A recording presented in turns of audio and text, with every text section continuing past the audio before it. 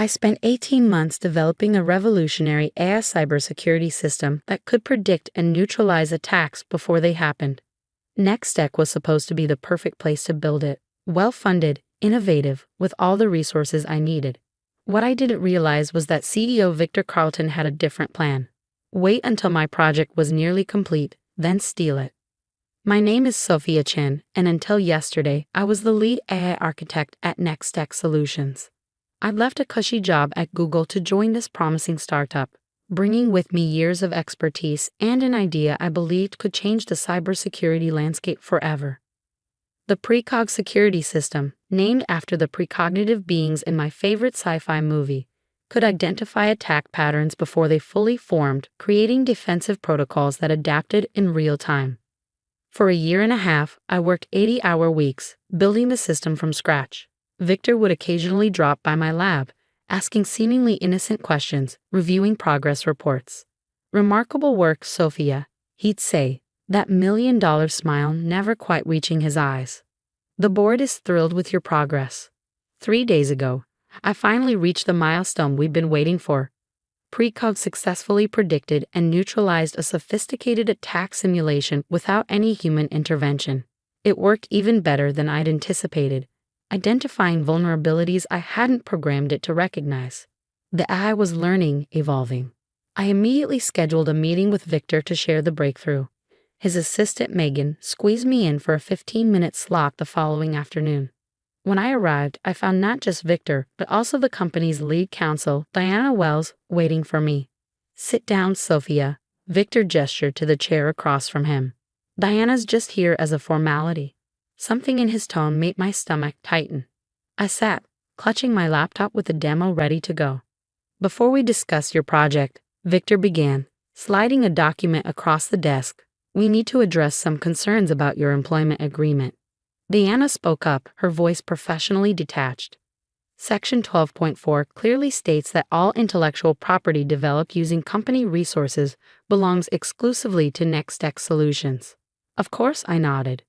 I'm aware of standard IP clauses, but Precog was initiated before I joined Nextech. I have documentation proving. "We've reviewed your prior work," Diana interrupted. "While you had a basic concept, the actual functioning system was developed here, on our time, with our resources." Victor leaned forward, dropping the pretense. "Let's cut to the chase, Sophia. Precog belongs to Nextech. The board feels your compensation package is more than fair for what you've delivered." "My compensation package?" I repeated, confusion giving way to dawning horror. Victor smiled thinly. "Your employment contract has a success bonus clause. You'll receive a one-time payment of $250,000 when Precog goes to market." Generous, considering industry standards. The betrayal hit like a physical blow. $250,000 for a system that would be worth billions. A system that represented years of my research, 18 months of my life. "Tomorrow," Victor continued, oblivious to my shock, "I'm presenting Precog to our biggest investors. We expect to secure an additional $50 million in funding. After that, we'll announce our exclusive new cybersecurity product." "You're firing me," I said flatly. "Transitioning you out," Diana corrected. "Effective immediately, with your bonus, of course." "Congratulations, your employment is terminated," Victor said with that predatory smirk I'd seen directed at competitors but never at me. "Our legal team confirms your algorithm belongs to Nextech under your contract." I should have argued, threatened legal action, made a scene. Instead, a strange calm settled over me. They expected resistance, had prepared for it. What they didn't know was that I prepared too. 6 months earlier, I discovered Victor had accessed my secure development server after hours. Nothing was taken, but the intrusion alerted me. From that moment, I began building safeguards into Precog, not just to protect it from external threats, but from internal ones too. I nodded quietly and handed over my laptop. "Of course, Mr. Carlton. Good luck with the investor demo tomorrow." Security escorted me to my lab where I packed personal items under watchful eyes. As I left the building, badgeless and carrying a cardboard box like a cliché of corporate dismissal, I smiled thinking about the special code I hidden in the presentation, set to activate exactly 10 minutes in. That night, I didn't panic or plot revenge. I ordered takeout, watched mindless television, and waited. My phone rang at 9:30 p.m. Megan, Victor's assistant. He wants to see you, she said without preamble. Now. It's almost 10 p.m., I replied calmly. He says it's urgent. A car is already on its way to your apartment. 40 minutes later, I was escorted into Nextech's conference room. Victor sat alone at the head of the table, his normally immaculate appearance disheveled, tie loosened, hair standing up where he'd run his hands through it repeatedly. Fix it, he demanded as soon as the door closed behind me. I settled into a chair, deliberately taking my time. Fix what exactly? Don't play games, Sophia. You sabotaged the demo. I raised an eyebrow. How could I? I've been gone for 24 hours. Security watched me clean out my desk. I didn't take any devices, access any systems. Victor slammed his hand on the table. The test run crashed. The entire system started identifying bizarre threats that don't exist, generating thousands of false positives. It's completely unusable. Sounds like a technical issue, I said. Have you tried turning it off and on again? His face flushed with anger. This isn't funny. We have 12 major investors coming tomorrow, $50 million on the line. Your investors, I reminded him. Your system now, remember? Victor took a deep breath, visibly forcing himself to calm down. When he spoke again, his voice had that smooth, persuasive quality that had convinced so many people, including me, to trust him. Look, perhaps we were hasty yesterday. I'm prepared to discuss a more equitable arrangement, co-creator credit, a larger compensation package, maybe even some equity. I leaned back in my chair. What exactly happened during your test run? Victor hesitated, clearly weighing how much to reveal. The system seemed to turn on itself. It started identifying components of Nextech's own network as threats. Then it began generating reports, hundreds of them, documenting what it called internal ethical breaches. I couldn't help smiling. Precog is designed to identify threats, Victor, all threats. What did you do? I didn't sabotage anything. Precog is working exactly as designed. It's an AI system that learns and evolves to protect networks from malicious activity. During development, I fed it case studies of cyber attacks, including cases where threats came from inside organizations. Victor paled. You taught it to spy on us.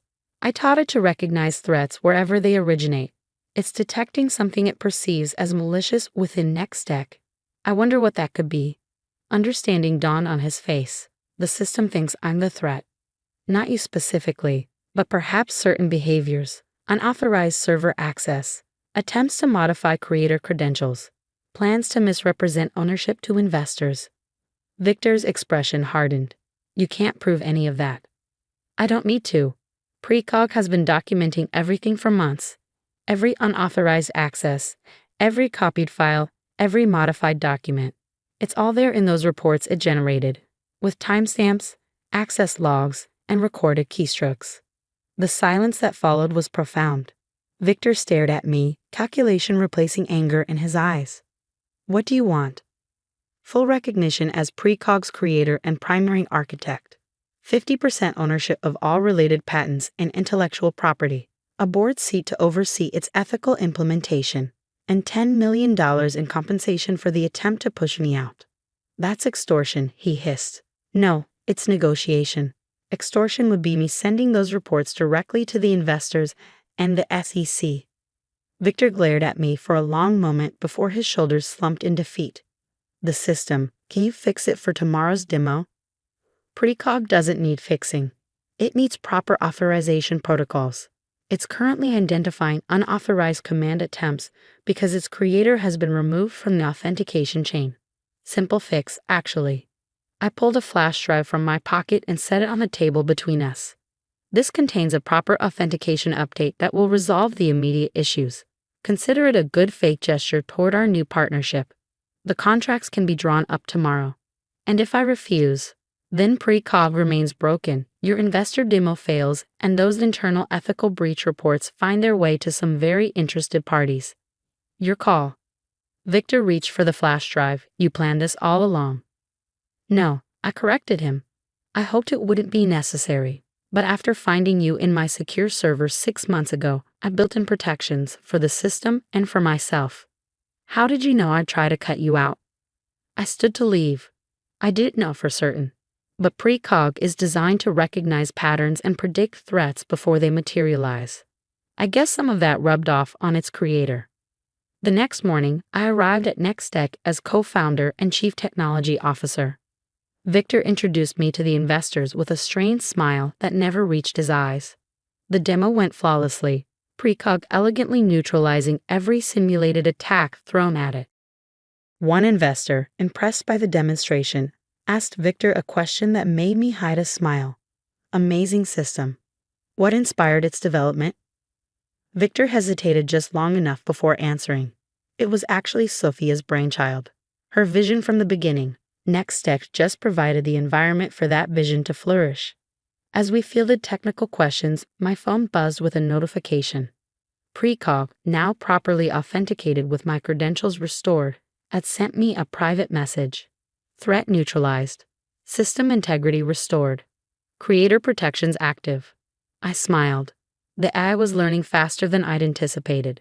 It had recognized an internal threat and helped eliminate it. Just as designed.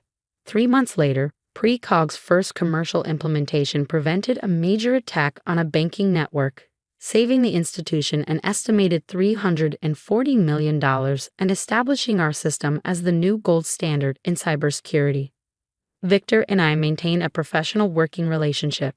He focuses on business development where his skills are genuinely valuable, while I lead technical innovation. We're not friends and never will be, but we've reached an equilibrium that works. Sometimes I wonder if I could have handled things differently, taking legal action instead of building in safeguards. But the truth is, Victor's attempted betrayal revealed something important. Technology is only as ethical as the people who control it. That lesson has become central to how we deploy precog. Every implementation now includes robust ethical guardrails and transparency protocols. The system doesn't just protect networks, it protects itself and its users from misuse. Last week, as we celebrated precog's successful public offering, valuing the company at $4.2 billion, a junior developer asked me the secret to building such revolutionary technology. It's not about the code, I told her. It's about understanding that the greatest security threats often come from where you least expect them. Build systems that can recognize those threats, adapt to them, and neutralize them without compromising their core integrity, just like their creator had learned to do.